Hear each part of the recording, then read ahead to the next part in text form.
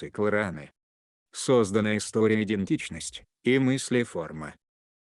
Я естественным образом создал историю. После того, как стал удерживать целый набор соглашавшихся с ней идентичностей.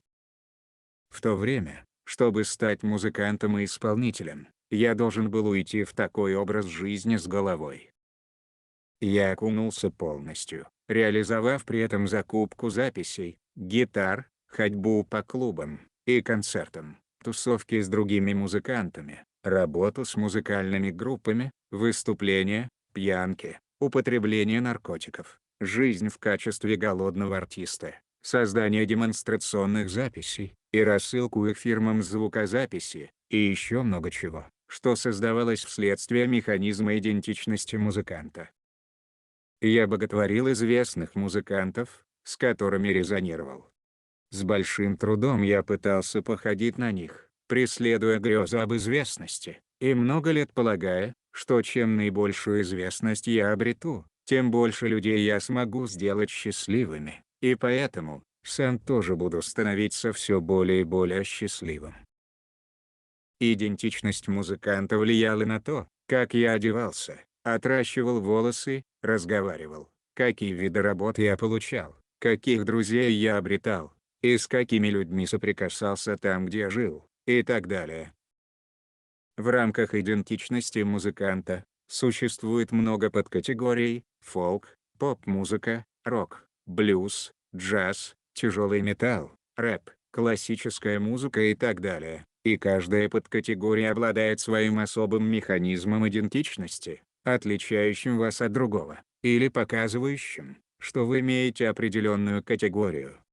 Я участвовал в нескольких: рок, джаз, автор-исполнитель, и в каждой чувствовал себя другим. Данная идентичность также оказала влияние на восприятие себя в своей семье.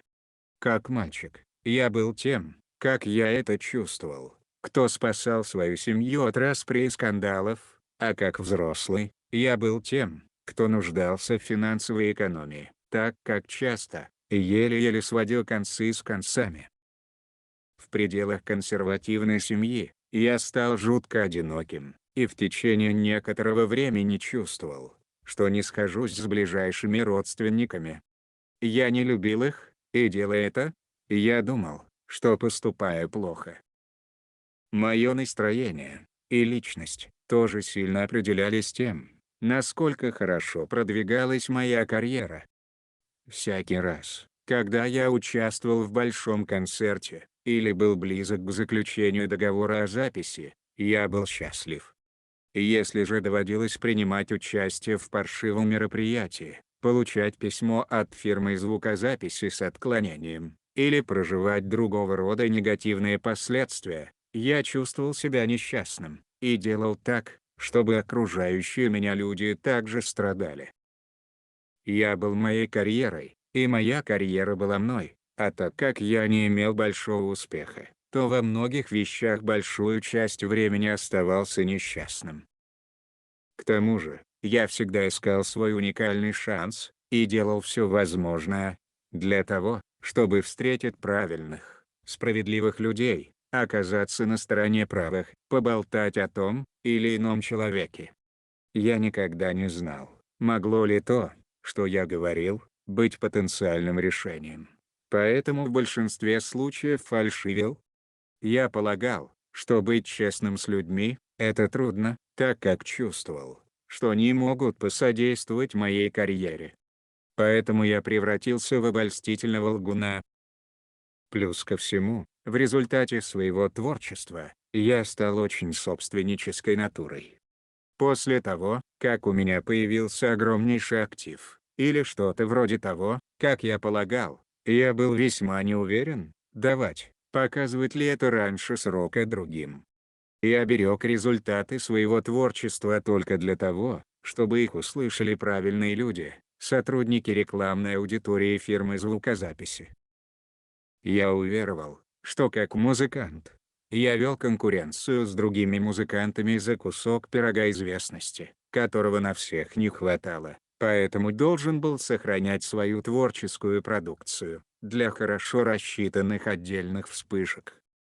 Это приводило меня к невозможности обладать способностями и талантами других музыкантов, так как я постоянно сравнивал себя с другими, чтобы видеть, была ли их попытка достижения успеха лучше моей.